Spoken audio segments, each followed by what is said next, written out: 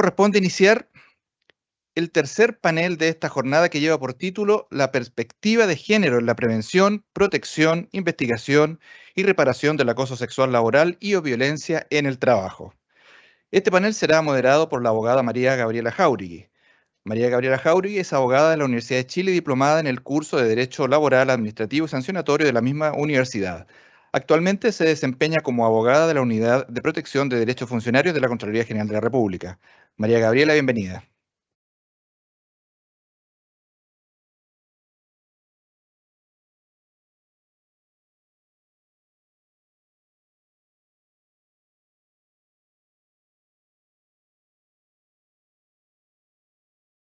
¿Aló? ¿Se escucha? Sí.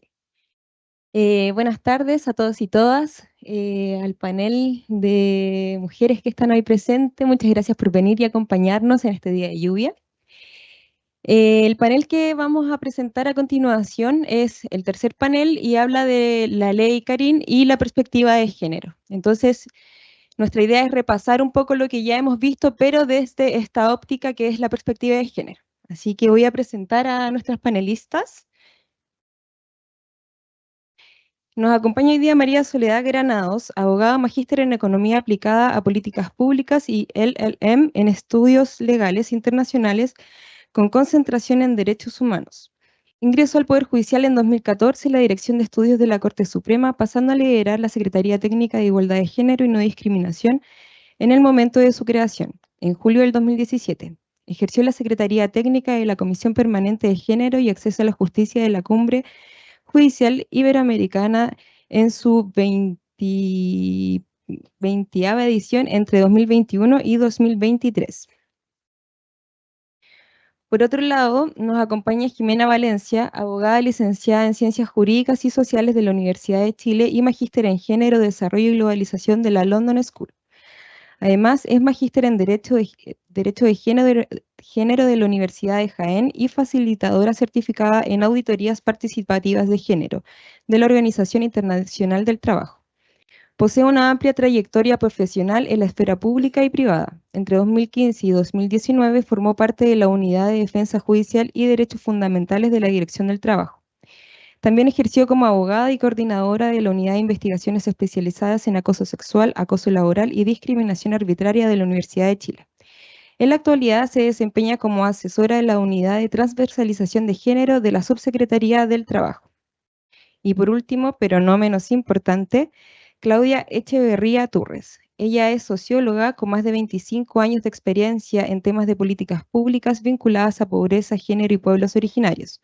Profesional en CERNAMEC, CERNAM y actualmente Ministerio de la Mujer y la Equidad de Género. Actualmente es profesional de la División de Políticas de Igualdad del Ministerio de la Mujer y Equidad de Género, desarrollando temas ligados al trabajo, autonomía económica y mujeres rurales. Bienvenidas. Voy a darle el pase a María Soledad para que haga una presentación. En este panel va a ser distinta la modalidad, entonces María Soledad va a hacer una presentación y después vamos a responder unas preguntas en una modalidad más de conversación. Hola, ¿me escuchan? Porfa, tú avísame en el tiempo, ¿ya?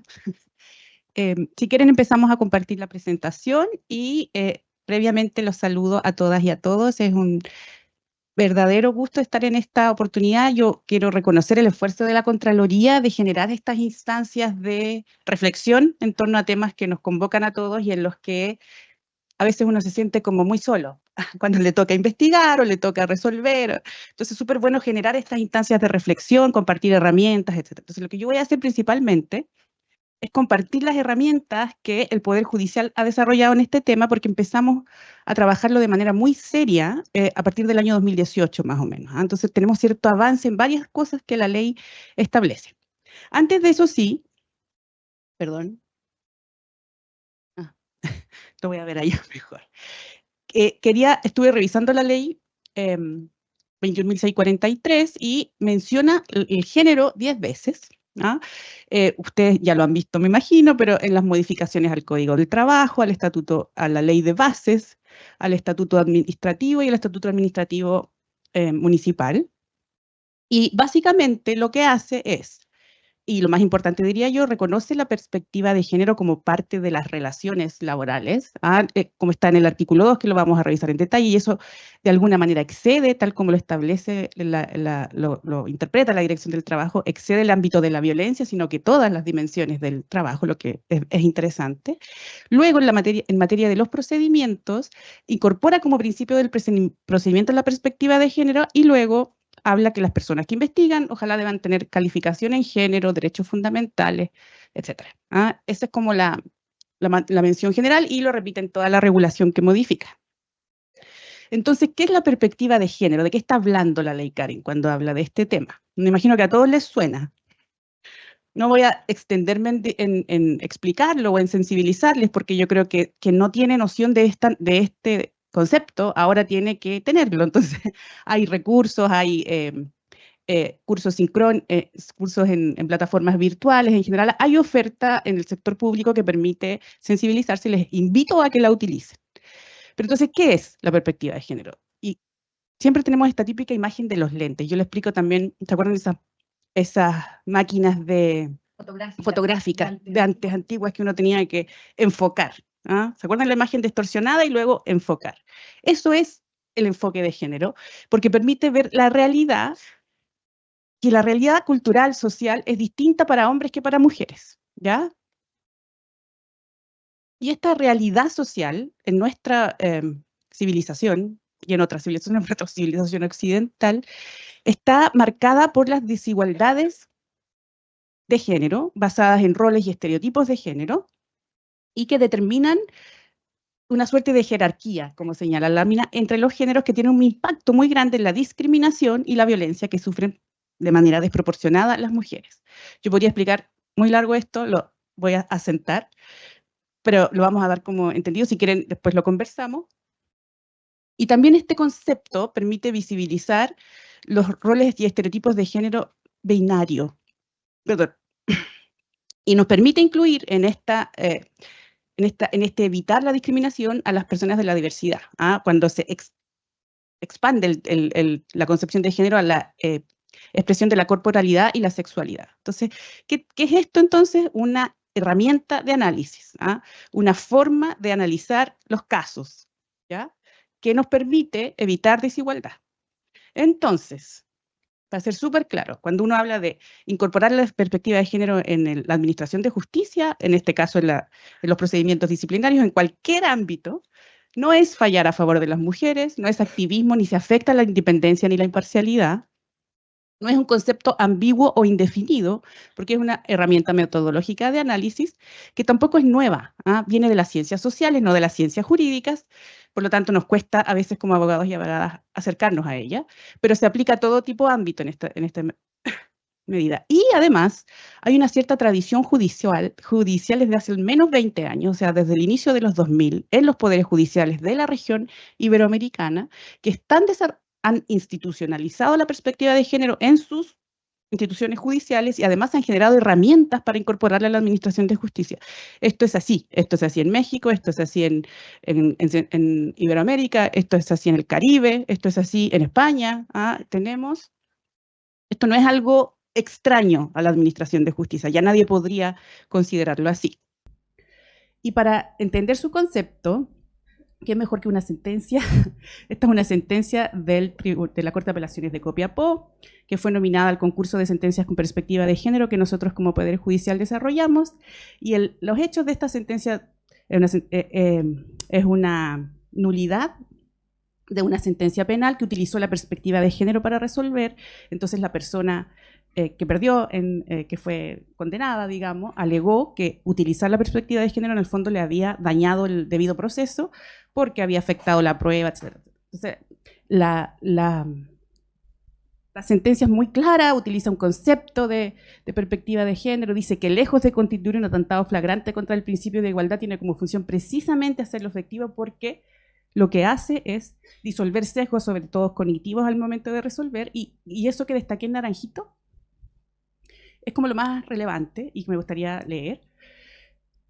La mirada de género, por otra parte, no resulta incompatible con las garantías que el Estado constitucional reconoce a quien está siendo objeto de persecución penal, ya que no puede ser utilizada para los efectos de suplir investigaciones incompletas, déficit probatorios o rebajar el estándar de prueba, como afirma el recurrente, ha ocurrido en la especie, sino que por el contrario su utilización se realiza en procura de remover los obstáculos que en el juzgamiento se levantan como barreras de acceso a la justicia. ¿Ya? Esto nos da hartas luces sobre lo que a la perspectiva de género no es, cómo no se debe utilizar y lo que en definitiva es. Esto es sobre todo cómo se incorpora la perspectiva de género en la argumentación y en el razonamiento judicial en general está como en desarrollo, están haciéndose muchos ejemplos, nosotros estamos avanzando mucho con profesores, con la academia en incorporarlo, pero va por ahí. No significa fallar a favor de las mujeres, no significa no respetar la presunción de inocencia, no significa rebajar el estándar de prueba, aunque podría hacerlo en el futuro, yo ahí no me aventuro, pero significa juzgar adecuadamente los casos que se presentan en este contexto cultural actual. Yo, terminado de hablar de la perspectiva de género, podría seguir con la experiencia institucional, pero el viernes 14 de junio fue publicada la ley número 21.645, que establece medidas para prevenir, sancionar y reeducar la violencia contra las mujeres. Y la violencia que se produce en el trabajo contra las mujeres es violencia contra las mujeres en razón de su género. Y estas dos leyes, la ley 21.643 y la ley 21.645, en lo que refiere al acoso sexual y al acoso laboral y a la violencia en el trabajo que afecta a las mujeres, deben ser interpretadas en conjunto. O sea, no tienen solo la obligación de conocer la nueva ley, sino que la ley integral, y hay algunas obligaciones que reconoce esa ley que quiero destacar. Primero, ¿qué es la violencia contra las mujeres? La ley la define como todo acto que se ejerce contra la mujer por el simple hecho de serlo y que tiene como resultado posible o real un daño físico, sexual, psicológico o emocional. Esta ley lo que viene a hacer es reconocer la magnitud de la violencia de género contra las mujeres y la reconoce como una manifestación de relaciones de poder históricamente desigual entre hombres y mujeres. El texto de la ley no es no dice la manifestación, ¿verdad? Pero en definitiva lo que la ley hace es eso, ¿ya? Si nosotros miramos nuestro marco normativo, y esto lo voy a pasar rápido, el Estado de Chile, aquí se entiende más, de los años 90 centró su regulación en la violencia en el espacio doméstico. El Estado quería atender a esta realidad de las mujeres y empezó atendiendo a esta realidad de las mujeres en el ámbito doméstico con las primeras leyes de violencia intrafamiliar, el 2010 con la ley del femicidio solo íntimo, pero después se fueron dando una serie de leyes que trataban de perfeccionar esta protección. Primero en otros ámbitos, primero otros tipos de violencia como la económica, después en otros ámbitos como el acoso callejero, el acoso sexual, hasta que llegamos a este año donde hay una ley integral que da el marco general y que es muy relevante sobre todo para los casos de acoso sexual. Hay dos artículos en la nueva ley que son de especial relevancia para este tema, los puse completos pero los explico. Es el artículo 6, número 8, que define la violencia en el trabajo. El artículo 6 define los tipos de violencia contra las mujeres en razón de su género, menciona varios, física, sexual, económica, y uno de ellos es la violencia en el trabajo. Y el artículo 22, que está en la parte de las acciones de reparación o de protección, establece obligaciones especiales de atención y protección a las víctimas de violencia de género en el ámbito laboral y aplica expresamente a las investigaciones y al ámbito laboral las obligaciones de debida diligencia y no victimización secundaria que reconoce la ley. ¿Ya?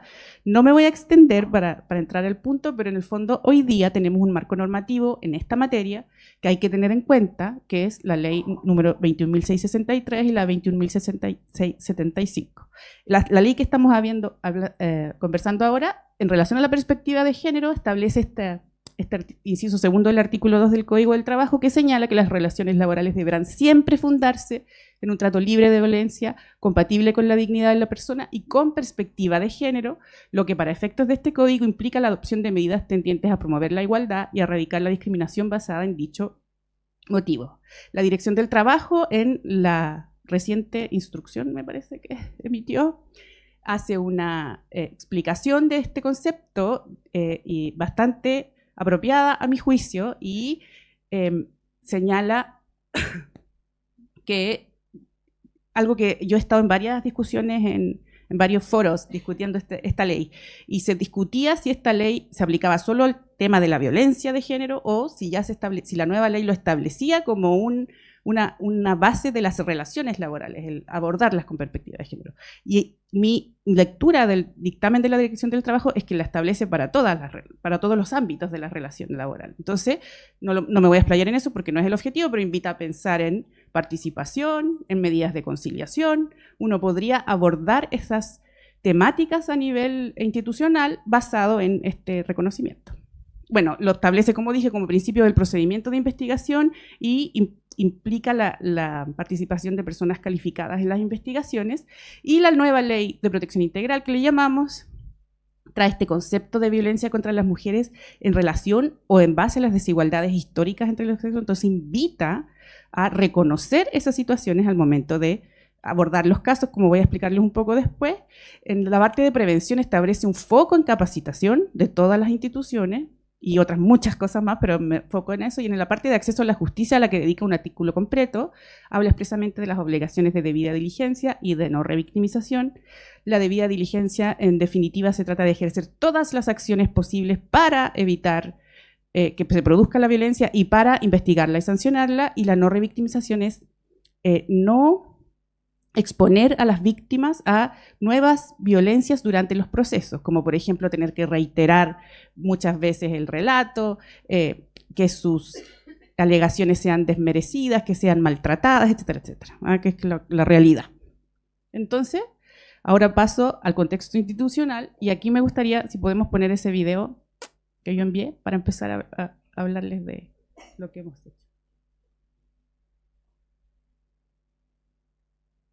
Ahí.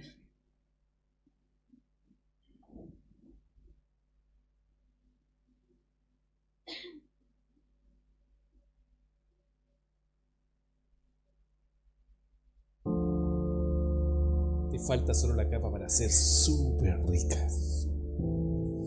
Y esa faldita, me gustaba más la otra, No se ponga tan seria, si es solo un besito. Oye, ¿cómo te gusta hacerlo a ti? Ya, pues cuéntame, si somos adultos.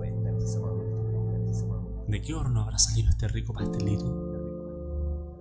Podríamos pasarlo bien un ratito, ¿eh? Y todo se soluciona, ¿Acaso es acoso? Una palmadita de cariño, insinuaciones al oído o acercarse más de la cuenta a otra persona no está bien, no es simpático, es acoso. ¿Qué hago si soy víctima o me acusan de acoso sexual? Revisa el protocolo para la prevención, denuncia y tratamiento del acoso sexual. Infórmate y descarga su instructivo en secretariadegénero.pjud.cl. Secretaría Técnica de Igualdad de Género y No Discriminación, Poder Judicial. Bueno, mientras volvemos a la PPT, esto es una campaña que nosotros lanzamos el 2018 al interior del Poder Judicial, porque una de las primeras cosas que hicimos fue diagnosticar qué es lo que pasaba en nuestra institución. Hicimos un estudio de diagnóstico en materia de género y nos salieron resultados bien apabullantes en materia de acoso sexual, que señalaban que 1 de cada 10 personas había experimentado o presenciado acoso sexual, y que había mucho desconocimiento de lo que era el acoso sexual, mucha naturalización de conducta. Entonces esta campaña lo que va es a desnaturalizar conducta, a generar esta conversación, a generar empatía en la institución respecto de situaciones que se creían normales y que no se abordaban y que no se resolvían adecuadamente. Entonces este diagnóstico, como les digo, nos indicó que había normalización de conductas de acoso sexual y poca motivación a denunciar. Voy a correr por los resultados, pero también hay aspectos culturales del Poder Judicial que son factores de riesgo impresionantes en temas de acoso sexual, reconocidos por la literatura, la jerarquía estructural, la lógica mandante-mandatario, hay gente que manda a otras, el estilo de trato, su ilustrísima, su excelentísima, la amenaza disciplinaria, que es siempre un tema, y que hay pocas mujeres en los cargos jerárquicos. Y aquí siempre pongo estos testimonios, porque en ese estudio hicimos varios focus group, y como que dan cuenta de esta naturalización.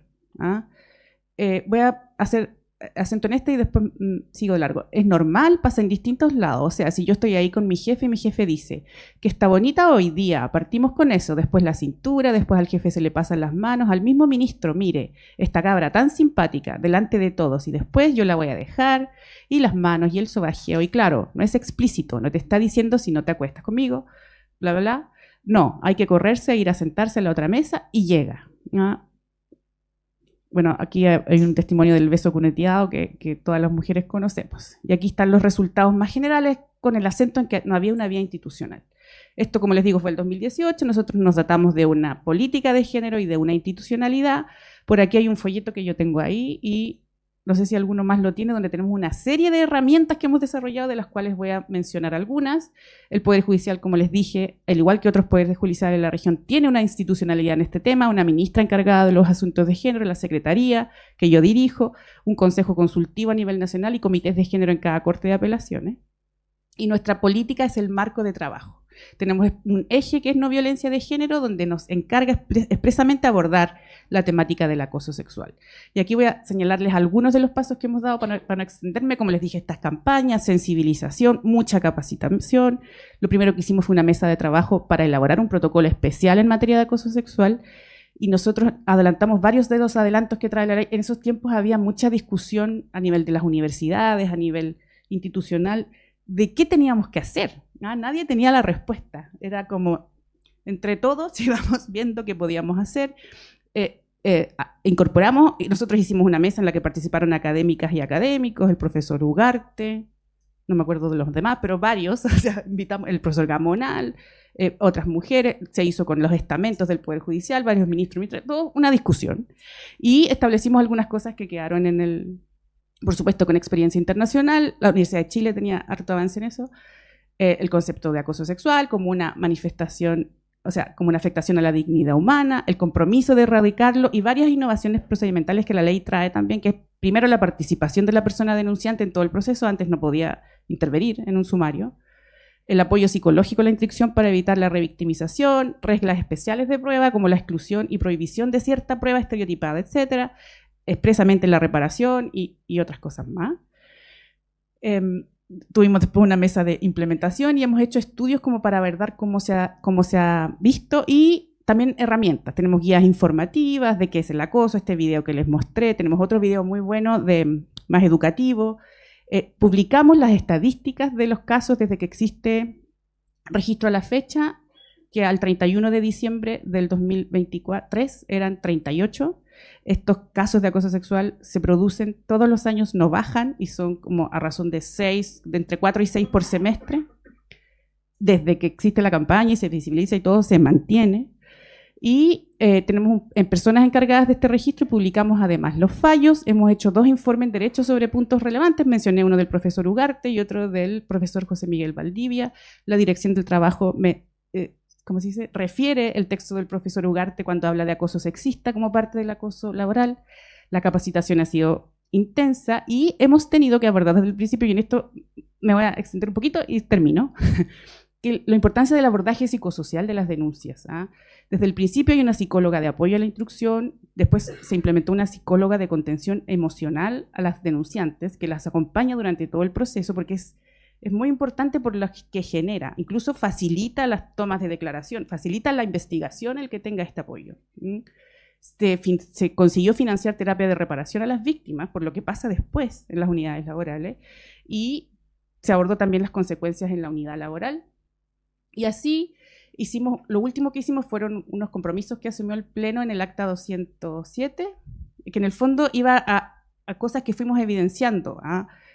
Las víctimas, pese a que habían personas sancionadas, incluso removidas del Poder Judicial, se encuentran estigmatizadas, siguen mucho tiempo sancionadas socialmente en la inmunidad judicial porque se considera como traidoras. Todavía se considera que no son faltas tan graves y que generan tremendas consecuencias. Se generan bandos en las unidades laborales. Las personas sancionadas, incluso las removidas, continúan influyendo en el clima laboral de la unidad. Nosotros, es una institución de abogados y abogados, removieron a un juez y el juez tenía derecho a litigar posteriormente y litigaba en el mismo tribunal y las funcionarias estaban aterradas. ¿Qué hacemos en esos casos? Y entonces se propuso acciones de prevención y para evitar la revictimización y hacerse cargo de la reparación, esto a través del acta 207, y es lo que hemos hecho hasta ahora, que yo creo que también tira líneas como para, por eso lo quise destacar, como para lo que vamos a tener que abordar como Estado. No fue necesario, o sea, no fue suficiente solo un protocolo de denuncia. Nosotros ahora estamos haciendo un catálogo, un código de conducta para prevenir casos de acoso sexual y por razón de sexo que se amplió a toda la violencia en el trabajo, que dice Usted puede hacer esto, usted no puede hacer esto. Así como peras y manzanas, porque la gente todavía le falta mucha comprensión del fenómeno y aclara mucho además las relaciones. Hay universidades en otros países sobre todo que han desarrollado este tipo de códigos y nosotros lo vamos a hacer. Igual se vincula un poco con el protocolo de prevención que establece la ley. Para evitar la revictimización, yo les hablé de varias normas que ya establecía el Acta 103, como la participación de la persona denunciada, la calificación de la persona instructora, estaba desde un principio, y recientemente aprobamos una modificación normativa que se muere en lo polémica que fue, que es prohibir la presencia del denunciado y o su representante legal en la toma de declaración de la persona denunciante en cualquier etapa del proceso. A los abogados y abogadas aquí les va a impresionar el no respeto al debido proceso, que era lo que se alegaba. Pero hicimos un proceso bien largo de reflexión.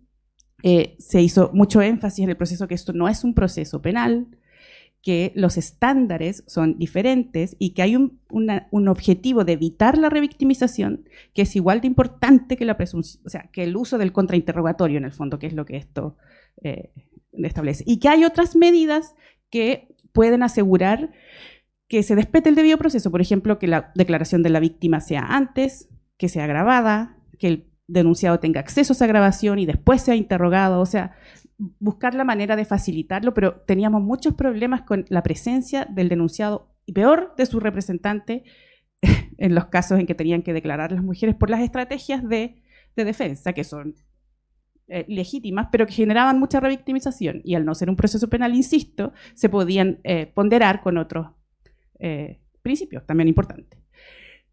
Y estamos haciendo un estudio de los casos ejecutoriados para ver cómo han ido funcionando. Como les dije, 38 a diciembre del 2023, yo creo que ya van como 45 este año. Y por último, en materia de reparación,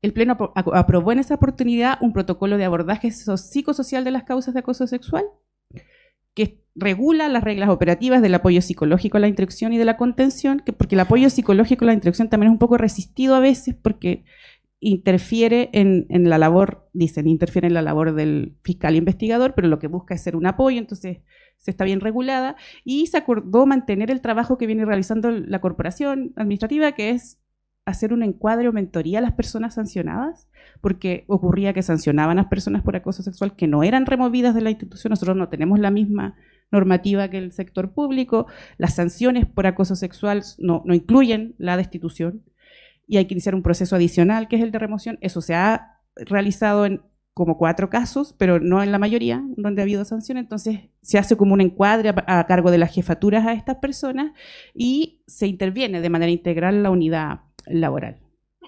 Y con eso termino porque esto lo vamos a abordar en la pregunta 3. Y disculpen si me extendí, pero quería ser lo más clara posible. Muchas gracias, María Soledad, por tu exposición.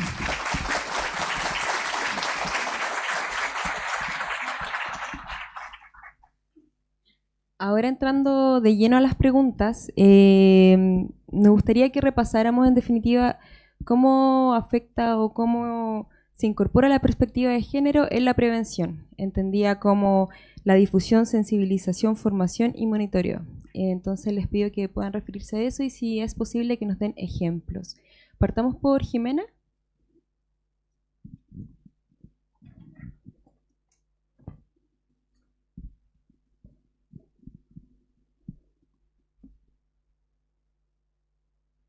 Hola, ¿se escucha? Sí. Buenas tardes a todas y a todos. Agradezco mucho la invitación. Estoy muy contenta porque tuvimos hace un par de años el primer seminario. A mí en ese caso me tocó estar en la última ponencia, más procesalista, pero ahí estábamos a años luz de imaginar que íbamos a enfrentarnos a estos cambios hoy, tan pronto, ¿cierto? Así que eso me pone inmensamente feliz y me hace sentir que vamos por la senda correcta.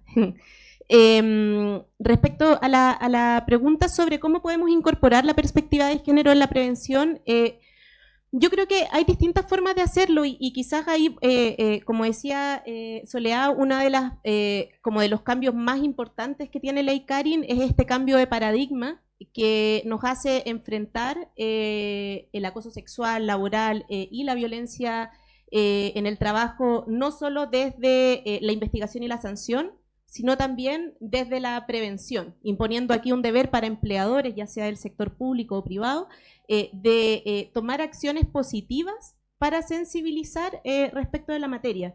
Entonces, ¿cómo podemos hacer que estas sensibilizaciones tengan una perspectiva de género y logren el fin cometido? Y le di hartas vueltas. Yo creo que lo primero es que hay que visibilizar que hay distintas formas de violencia, que hay distintas formas de violencia laboral, entre las que se incluyen el acoso sexual y el acoso laboral, que la violencia puede ser simbólica, psicológica, económica, física, y que afecta principalmente a mujeres y a las comunidades LGTBIQ+.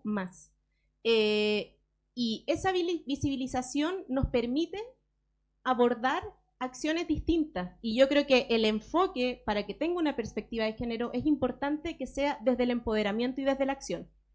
No únicamente identificar estas conductas que efectivamente afectan más a un sector de la población, de trabajadoras y trabajadores, sino que también empoderar y validar para que estas conductas sean denunciadas, sean identificadas y sean por sobre todo reprochadas.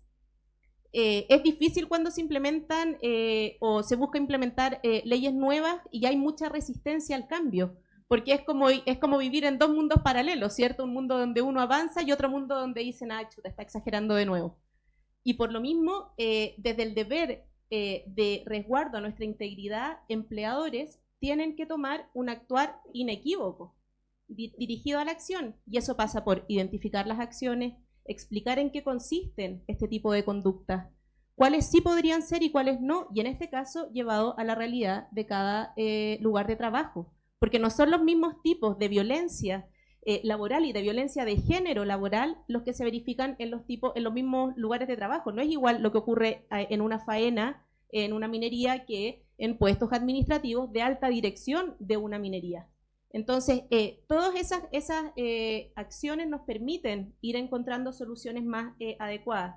Creo que también los enfoques participativos son adecuados. Si vamos a promover un cambio cultural, es importante que en conjunto, trabajadoras y trabajadores, funcionarias y funcionarios, discutamos cómo vivimos la violencia en el trabajo, cómo la sentimos, cuáles son nuestros temores, cómo nos gustaría que fuera. Finalmente creo que hay dos asuntos que son primordiales. Uno es que salir de la idea de que las situaciones de acoso o de violencia son particulares o son individuales, que afectan a la persona denunciante y a la persona denunciada. Está demostrado que todas las situaciones de violencia tienen repercusiones al entorno más inmediato y en definitiva a la globalidad. Aquí hay una discriminación laboral que sufren principalmente trabajadoras y personas que pertenecen a las comunidades LGTBIQ+, y eso no se puede obviar, eso es un hecho de la causa. El monitoreo, como decía Soledad, es fundamental, ir viendo si es que están funcionando o no estas políticas, cómo podemos cambiarlas, qué podemos hacer para mejorar, tener indicadores claros. Y en ese sentido yo, pensando en un caso muy, bueno, uno siempre habla de sus casos más cercanos, ¿cierto? Mi caso más cercano es la Universidad de Chile, y la Universidad de Chile, al igual que el Poder Judicial, viene con una campaña de hace muchos años, desde el 2015 en adelante, para prevenir las situaciones de acoso. Y en el año 2020 lanzan ya la segunda campaña, y aquí a mí me gustaría leer muy brevemente este preámbulo que hace el rector, es decir, la máxima autoridad universitaria, señala: los ejes centrales de esta política de prevención son la libertad de las personas y la no discriminación. La consideración en este ámbito del concepto de libertad es una cuestión compleja. Hay distintas formas de comprender y abordar el concepto de libertad en el contexto de normativas de esta naturaleza. Cuando abordamos el tema desde esta universidad, que se define como racional y laica, el sentido que buscamos darle no es el de restringir las expresiones de la sexualidad, tema que hoy tiene muy diversas implicancias, sino más bien el de reafirmar auténticos espacios de libertad, reconociendo y garantizando en la universidad los derechos de las mujeres. Nos parece central reivindicar esta dimensión de libertad, en el entendido de que a la mujer víctima de un acoso se le está vulnerando su libertad de acción. Esto constituye un hecho dramático de consecuencias drásticas y nos refiere a la internalización de la discriminación. Si el problema se aborda enfatizando el objetivo de castigar y normar restrictivamente o de prohibir lo pecaminoso, se corre el riesgo de proclamar no lo que se debe o no debe hacerse, sino algo muy distinto, lo que debe o no debe saberse respecto de lo que se hace. No debemos contribuir a la hipocresía ni a un falso recato. Un aspecto central en la tarea que aquí se está explicitando es precisamente confrontar la hipocresía. Lo importante es que el delito no se cometa, no que no se conozca públicamente. Y desde mi perspectiva, desde mi perspectiva, cuando uno tiene una declaración de ese tipo de la máxima autoridad de una universidad donde te está diciendo ya no vamos a esconder nuestros secretos más oscuros, lo que nadie quiere que se sepa, ¿cierto?, debajo de la alfombra, sino que los vamos a mirar de frente y los vamos a enfrentar, el resto de los trabajadores pueden confiar en que se está hablando de una política seria. Y eso es lo importante, creo yo, como mirar de frente la realidad laboral de todos los espacios para encontrar formas correctas de poder prevenirlo. Gracias por compartirnos tu experiencia. Claudia, cuéntanos. La pregunta tenía que ver con la prevención y la perspectiva de género. ¿Qué ejemplos o qué implica esta perspectiva de género en la prevención? Bueno, frente a esa pregunta, la respuesta parecía un poco obvia. Bueno, a mis compañeras ya hicieron una muy interesante reflexión también, pero decir que el desafío es transversalizar la perspectiva de género en todos estos procesos, digamos, en el tema de la difusión, de la sensibilización, la formación y el monitoreo. ¿Y qué implica transversalizar la perspectiva de género? Es decir, que todos estos procesos los cruce el reconocimiento de que las sociedades están constituidas en un sistema de género, ¿no?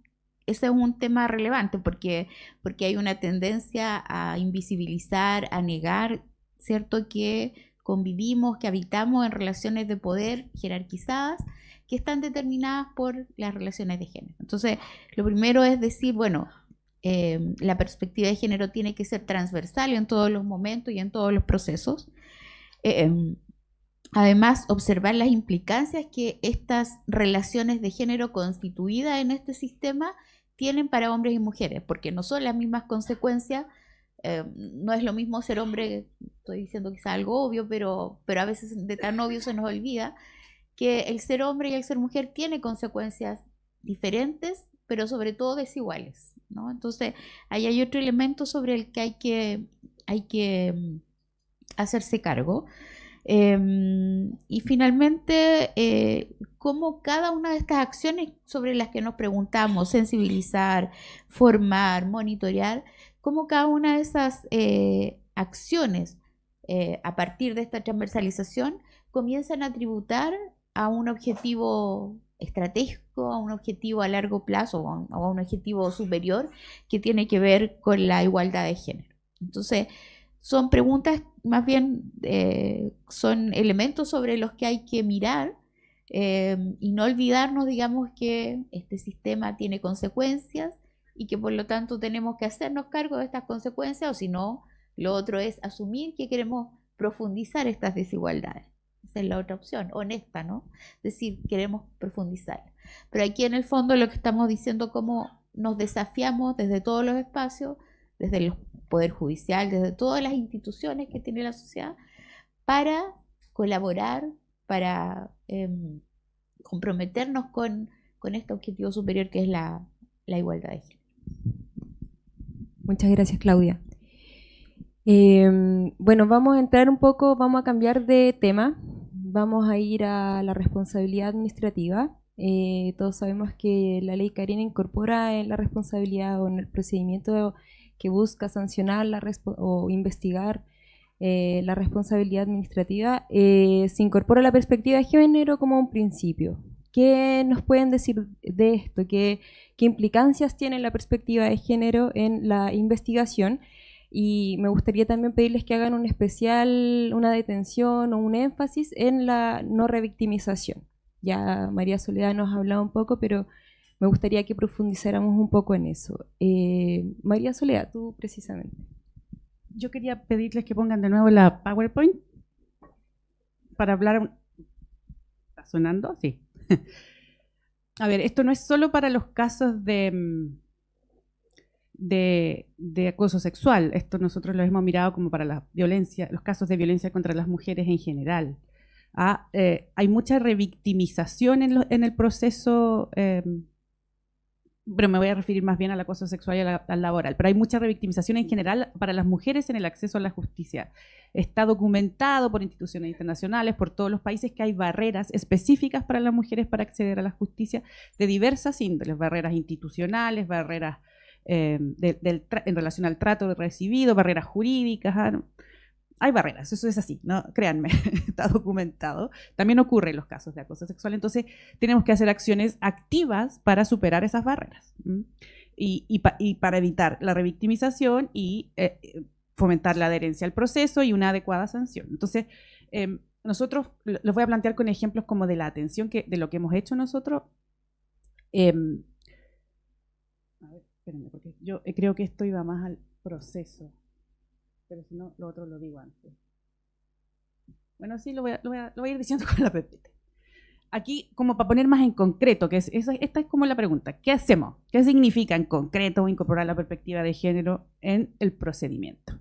Como les dije, hay que visibilizar esas barreras. Yo no puedo empezar a resolver un caso sin tener en cuenta el contexto en el que se está dando este caso.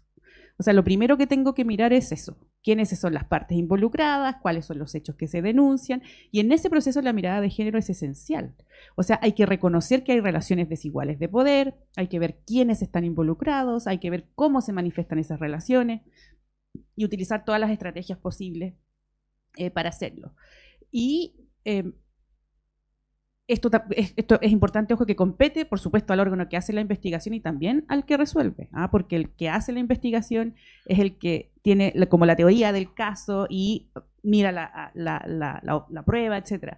Un ejemplo que nos daba una vez una fiscal era de que era súper difícil la prueba, porque siempre es difícil la prueba en estos casos, que normalmente son testimonios de las personas involucradas, y ella pidió todas las asignaciones, era un administrador con una estudiante en práctica o una funcionaria, todas las asignaciones de turnos, y encontró un patrón de que a la mujer se le asignaban todos los turnos los viernes el último, y él generaba estos espacios en que él estaba solo con ella, y si bien eso no prueba que efectivamente ocurrió ahí, sí prueba algún indicio de que esto podría ser cierto o corroborar su testimonio. Por supuesto, les estoy dando como un ejemplo, pero por ahí va, es utilizar como todas las estrategias de un punto de vista más amplio y también, por supuesto, en la investigación.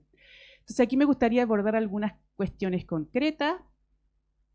Una primera forma de evitar la revictimización es que investigue y resuelva alguien que sepa de qué estamos hablando, por eso lo establece la ley, que sepa de estas relaciones desiguales de género, etcétera. Algo muy importante, pero no sé si ustedes tienen ese problema, es tratar de sacar la investigación de la unidad judicial propiamente tal para que no se produzcan estos problemas y que sea una persona externa quien haga la investigación y quien resuelva.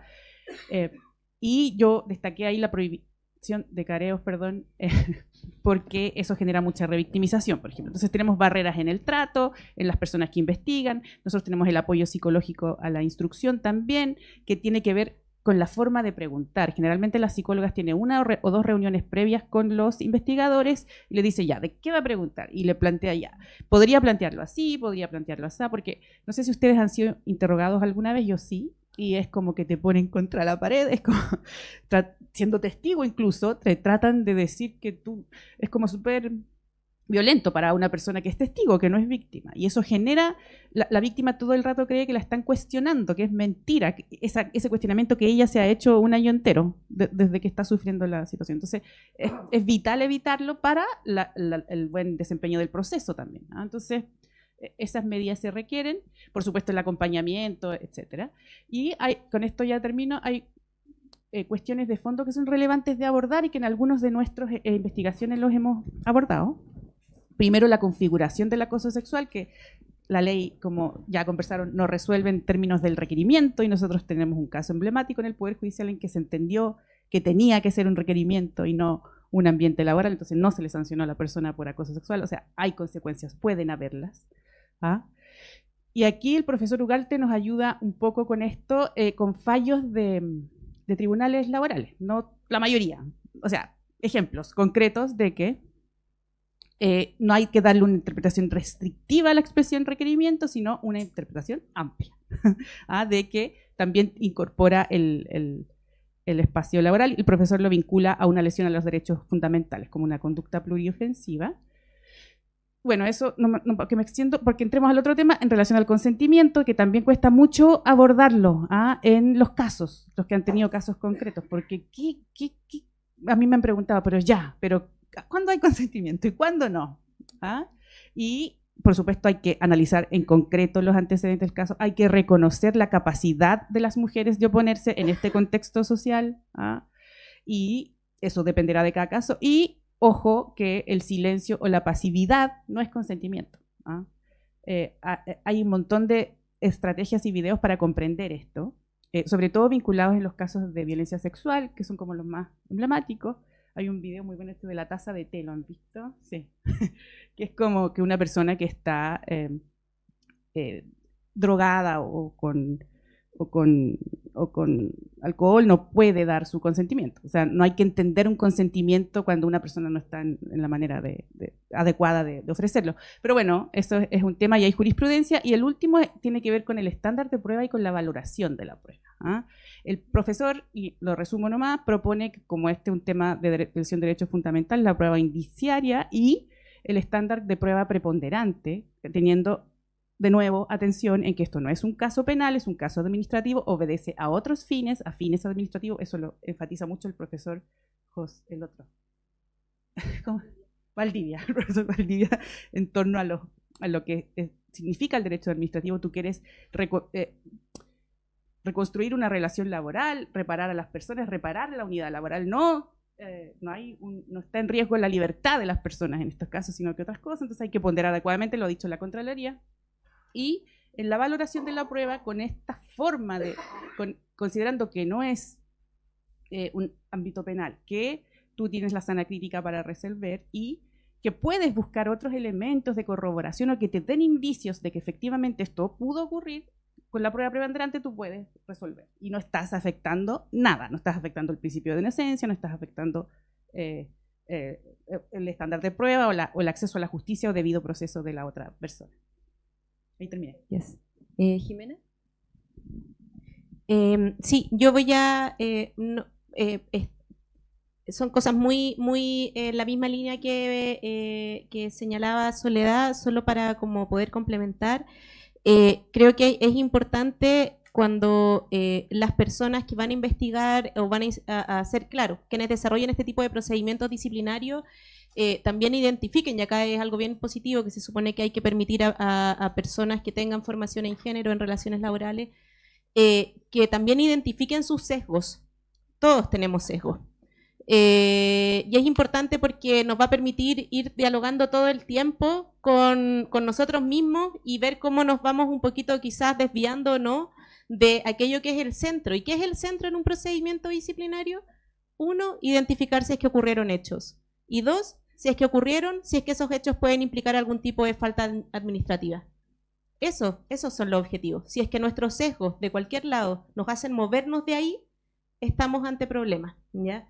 Y en ese sentido, los sesgos, la identificación del objeto, y por qué lo señalo así como tan explícitamente, es porque es lo que dirige la investigación, es lo que determina qué diligencias se van a hacer.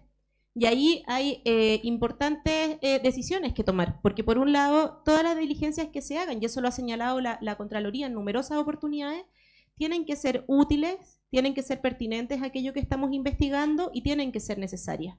Entonces, muchas veces se nos proponen o se nos solicitan pruebas que en realidad no van dirigidas a eso. A mí, yo cuando llevaba casos, por ejemplo, me pedían que citara al psiquiatra de la denunciante para que demostrara que ella tenía una serie de alteraciones psicoemocionales. Antes, esto era, y que había estado con intento suicida, etcétera. Todo esto años antes de que ocurriera esta denuncia. Quizás uno podría decir, bueno, es importante saber cuál es su estado, pero ahí cuál es el sesgo. si es que estamos hablando de hechos que ocurrieron con posterioridad y que no tienen nada que ver con lo que estamos viendo en esa ocasión. Y también, y en ese sentido, por eso nunca tenemos que perdernos respecto de qué es lo que tiene que determinar el tipo de diligencias que hagamos, y también evitar la reiteración del relato. Las preguntas son preguntas, no tienen que contener juicios de valor, no tienen que contener afirmaciones, si no estamos produciendo una victimización secundaria, una revictimización.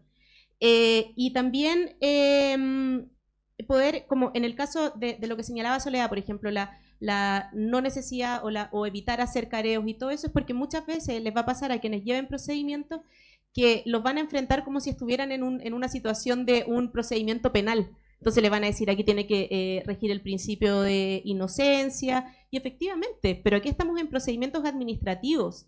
Lo que se persigue es identificarse que hay responsabilidad administrativa de otra naturaleza, no civil, no penal, y por lo tanto rigen principios distintos, y la forma y las diligencias también tienen que ser distintas. Por lo mismo, no es necesario, ni debe hacerse además con perspectiva de género, hacer cualquier diligencia que o lleve a identificar algo que no es necesario para el proceso o que pueda implicar una victimización secundaria para la persona denunciante, como sería, por ejemplo, enfrentarla a quién es el denunciado, ¿cierto? Y finalmente, en lo que señala Soledad respecto a la ponderación de la prueba, también acá la Contraloría ha señalado que nosotros estamos ante antecedentes que tienen que ser apreciados en conciencia porque en sustancia el proceso, ¿cierto? Apreciar en conciencia es lo que entenderíamos los abogados por sana crítica. Es decir, no se trata de plena prueba y por lo tanto al momento de ponderar esta prueba, lo que tenemos que hacer es identificar los antecedentes de contexto. Y acá me parece importante mencionarles que existe un fallo de la Corte Interamericana de Derechos Humanos en el caso Espinosa González versus Perú, párrafo 150, que señala expresamente cuál es la dificultad probatoria en este tipo de casos. Porque en los casos de acoso sexual, yo de todos los que he investigado, que son más de 60, no había ni uno donde hubiera alguien más presente. Entonces cualquier persona te va a decir, bueno, pero es que es la palabra de uno contra la palabra del otro. Es que no únicamente. La declaración de la denunciante es fundamental, y eso señala la Corte Interamericana. Pero además hay otros elementos de contexto que permiten dar o no credibilidad a aquello que se denuncia.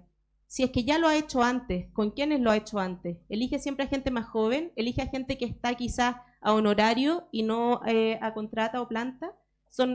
O sea, hay distintos elementos que permiten darle credibilidad y tener por asentado, y en este caso en ser apreciados en conciencia porque en sustancia el proceso. Eso respecto de esta pregunta. Sí, se escucha. Ya, bueno, algunas medidas para evitar la revictimización, algunas ya lo han dicho las compañeras acá, pero que lo primero es, aunque parezca que a veces se nos olvida, pero lo primero es proporcionar un espacio adecuado para la denuncia, ya sea la denuncia aunque sea física o virtual, pero que sea un espacio protegido para quien va a hacer la denuncia, que la persona afectada tenga la información precisa de manera oportuna y que sepa cuáles son los resultados del proceso, porque muchas veces parte de la revictimización es que hago la denuncia y después no sé qué pasó con eso. Que no sean las víctimas quienes deban probar los hechos, ¿no? Es que es como siempre, bueno, pero tienes prueba de que efectivamente te acosa, porque siempre está la duda, ¿no? Entonces, ustedes lo podrán decir mejor, pero quiero decir que en el fondo no sea la víctima que tenga que demostrar, ¿no? que ocurrieron estas situaciones, sino que el proceso investigativo vaya configurando eso. Que los hechos constitutivos de violencia no deban ser relatados por las víctimas en reiteradas oportunidades, ya lo han dicho las colegas acá también, porque eso ocurre con mucha frecuencia, ¿no? Que no tengan que hacerlo, relatarlo frente a distintas personas y en distintos momentos. Que la persona que opere como fiscal tenga conocimiento de género y de violencia de género, de modo que no incurra en situaciones de vulneración frente a quien quien la está acusando, digamos. Muchas veces se pasa por alto, digamos, el hecho de como que se entiende que cualquiera puede ser fiscal en un proceso de este tipo, pero aquí es importante, como también se ha dicho, porque estamos en un sistema de género y por lo tanto estamos constituidos y constituidas a partir de prejuicios también. Por lo tanto, es importante que operen, digamos, mecanismos que si yo voy a desarrollar la función de fiscal, tenga algunos elementos para evitar los prejuicios, los sesgos de género, ¿no? Quizá no los vamos a evitar absolutamente, pero por lo menos que existan alguna conciencia de que existen y que desde ese lugar yo pueda situarme para decir, bueno, cómo no profundizo esos elementos. Sobre medidas con perspectiva de género para implementar en el procedimiento de investigación, por ejemplo, claramente el capacitar a los funcionarios y funcionarias para desarrollar la función de fiscal, es decir, se requiere gente que tenga conocimiento respecto del tema. Resguardar la confidencialidad y respetar los plazos. Y finalmente, considerar un elemento que en general no se considera, y es que quienes participan del proceso de denuncia, investigación y sanción deben desprenderse de sus prejuicios. Eso tiene que quedar como un tema fundamental, ¿no? Es decir, que mis prejuicios no sean los que nublen una perspectiva de género. Que justamente yo pueda, con elementos claros, con elementos racionales, con elementos objetivos, siempre que se pueda la objetividad, ¿no?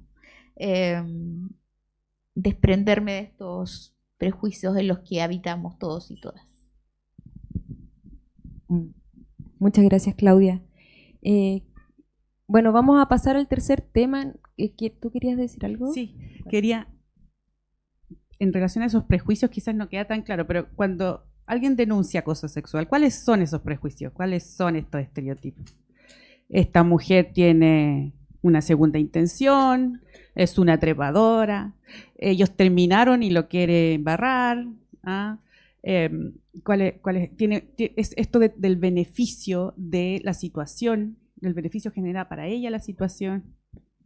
Además, como dice ella, cómo ella se viste, cómo ella se ve, qué reputación tiene en la oficina, no, es que no anduvo con él. Entonces, todas esas cosas pueden ser, ¿ah? Pero ojo, no pueden nublar la investigación, ni la decisión. A una mujer, una prostituta puede ser violada, ¿ah? El trabajo que ejerce no significa que no pueda ser forzada en una eventual situación. Entonces, lo que hay que atender, como decía súper bien la Jimena, es a la conducta, a la falta, no a toda la nube. Hay que tratar de despejar la nube y enfocarse en la situación. Muchas gracias. Vamos a pasar al tercer punto. Ya vimos un poco el tema de la reparación, vimos la perspectiva de género en la investigación. Y ahora me gustaría que nos centráramos en la perspectiva de género en la reparación de las víctimas. Como algunos sabrán, la ley Carín en definitiva también establece la posibilidad del fiscal para destituir sin que se inhabilite a esta persona por 5 años en la administración en otros servicios. Entonces, ¿qué tiene que decir la perspectiva de género respecto de las posibles sanciones y de las posibles o eventuales reparaciones para la víctima que no solo sean la sanción para una persona, sino que otro tipo de reparaciones? ¿Se puede, no se puede? Eso. ¿Le ofrezco la palabra a Claudia? Ya. Bueno, pareciera que es fundamental, como también lo he manifestado, los contextos, ¿no? Es decir, hay un contexto en donde separa estas situaciones y que tiene que ver con el sistema de género, ¿no? Y aquí hay que mirar más allá de lo que los instructivos determinan como mínimos, ¿cierto? Y hay que preguntarse por la propia organización en donde están ocurriendo estas situaciones. Aquí, cuando hablamos de contexto, no es para justificar las situaciones, es justamente para decir cuáles son los elementos que constituyen la cultura de ese espacio, ¿no? No para justificar, sino que para incluso pensar cuáles son las mejores sanciones y formas de reparación también, ¿no? Es decir, si hay un espacio ultra masculinizado y machista, bueno, ¿cuáles son las sanciones que yo debería pensar para ese espacio, ¿no? Aquí es siempre relevante mirar cuál es la cultura. Cuando digo cultura no estoy pensando en el arte, ¿no? Estoy pensando en lo que constituye los valores, las formas de habitar ese lugar, cómo se camina por ese lugar. Y por lo tanto eso nos da pista de cuáles son las mejores sanciones y cuáles son las mejores formas de reparar al interior de la organización. Si la respuesta, si nos preguntamos que, por ejemplo, nos parece inaceptable la corrupción, los robos, el tráfico de influencia, y si eso nos parece igual de grave que la violencia hacia las mujeres, el acoso y las agresiones, bueno, es una pregunta que la organización tiene que hacerse, ¿no? No podemos suponer que todos y todas las instituciones y las organizaciones tienen claro que son situaciones graves todas, ¿no? Pero es necesario hacerlo al interior de la organización, porque eso también, insisto, va a determinar cuál es la mejor forma de enfrentar esa situación, porque aquí lo más importante, creo, o un elemento importante, tiene que ver con cómo la institución logra espacios de prevención, ¿ya? Al tema de la sanción y al tema de la reparación hay que agregarle el tema de la prevención, ¿no? Que también, por ejemplo, lo contiene la ley para erradicar la violencia hacia las mujeres, como lo señalaba Soledad al principio. Bueno, también el tema de la prevención se constituye como un factor fundamental. Aquí, más que decir, bueno, tenemos una súper articulación y una súper institucionalidad que sanciona y castiga, aquí el tema es cómo nos desafiamos para que esto no ocurra, ¿no? Tampoco es lo uno o lo otro, pero sí es un tema fundamental poder que la organización vea cuáles son los mecanismos de prevención. No sé, en algunas organizaciones pegar carteles que digan esto es un espacio libre de violencia y de acoso es un mínimo para otra organización, pero para esa organización que está ultra masculinizada y en donde el machismo es el elemento fundamental, bueno, esos elementos, aunque parezcan pequeñitos, son importantes. Que sea la jefatura quien envía el mensaje, quien envía correos con frases que vayan en contra de la violencia hacia las mujeres. Son cuestiones que la propia organización tiene que preguntarse para buscar sus propios caminos.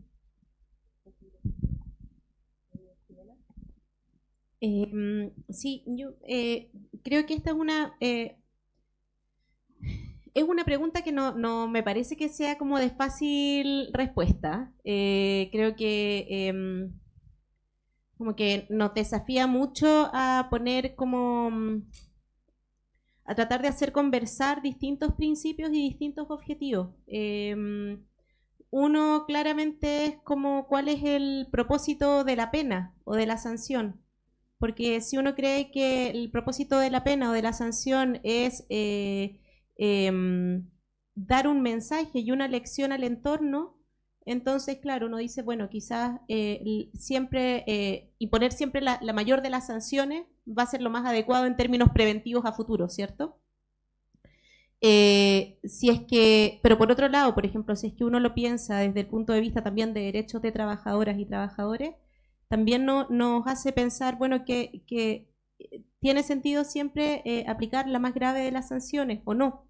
No, pero además, a su vez, cuando se enfrentan o cuando uno ya empieza a ver un abanico de conductas, porque acá lo que se está identificando son conductas, ¿cierto?, que pueden llegar a ser calificadas como acoso sexual o no, también se identifica que en este abanico, aun siendo todas reprochables, hay conductas que son más lesivas que otras y que son múltiples,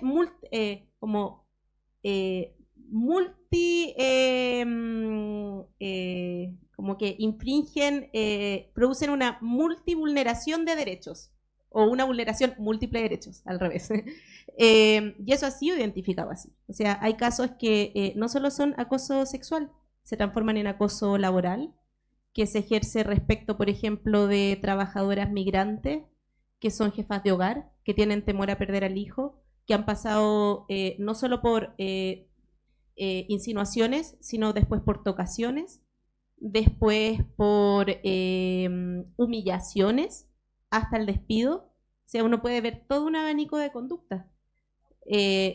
No es que eso sea, que algo más leve no sea reprochable, por supuesto que no, pero ante ese escenario hay que entrar en la discusión de cuáles son las sanciones que se aplican y a su vez, y en ese caso acá hay sanciones expresas, entonces lo que uno puede pensar es lo que está en discusión, por ejemplo, para el caso del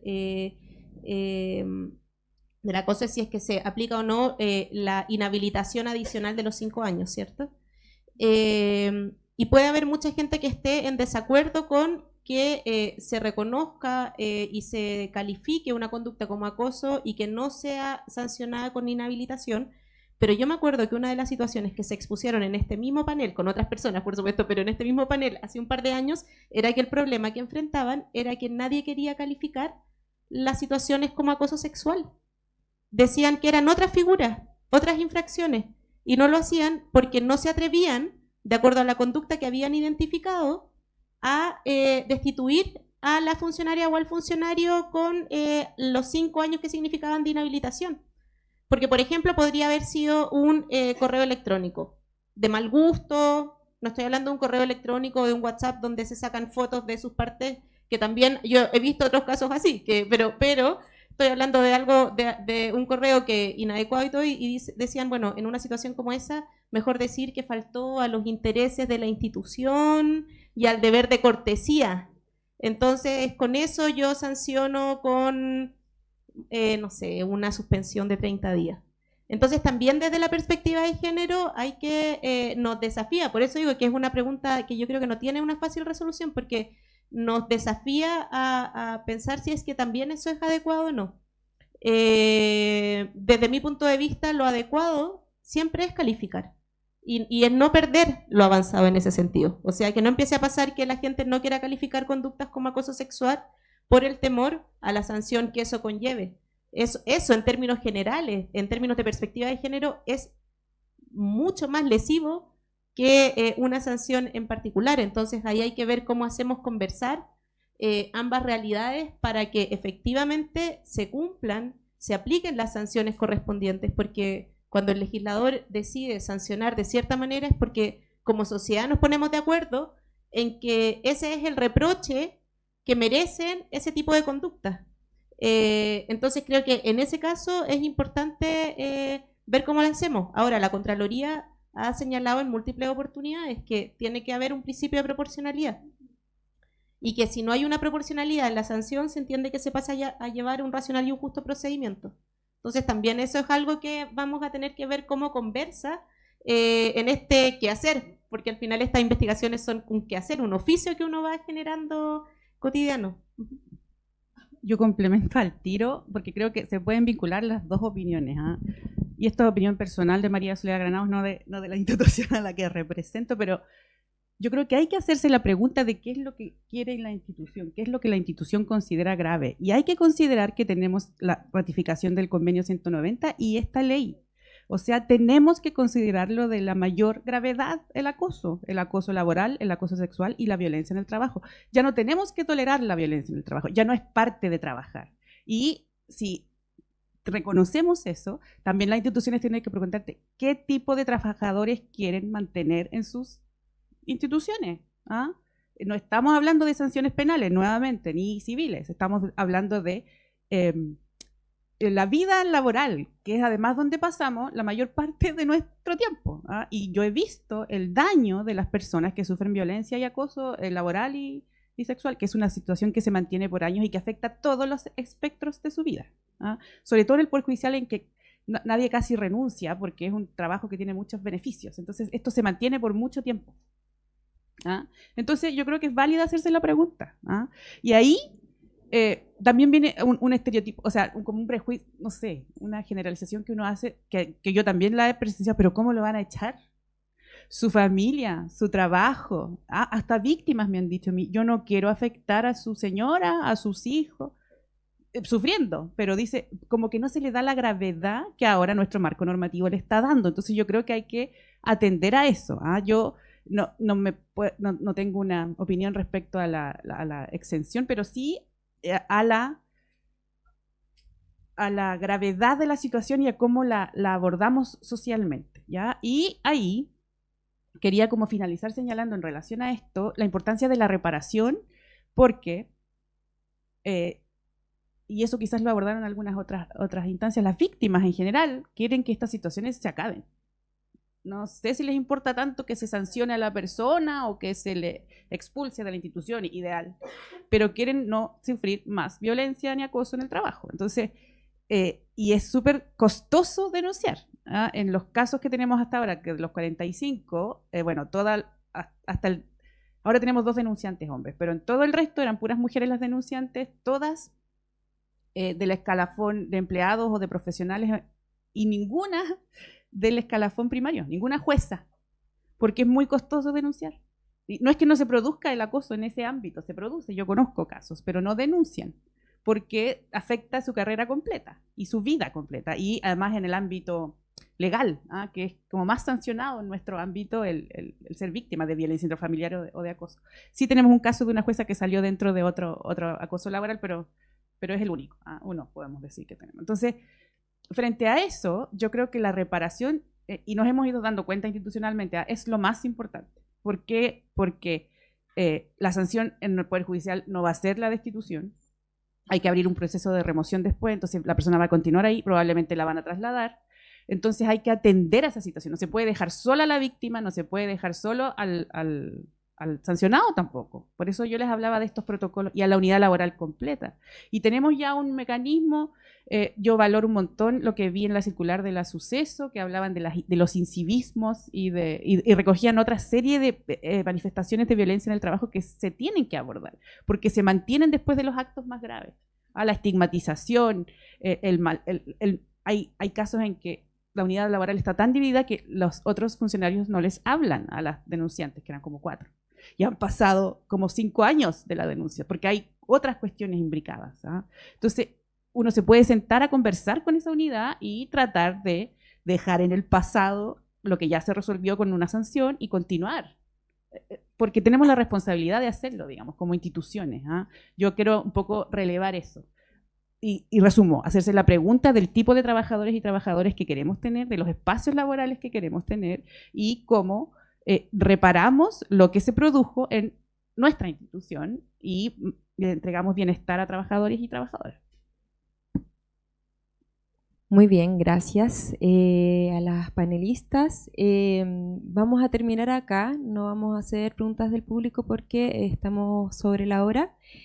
Reiterar los agradecimientos, creo que ha sido muy contundente todo lo que han dicho, espero que esto sirva también para sea un aporte y sin duda lo va a ser para dilucidar qué es esto de la perspectiva de género.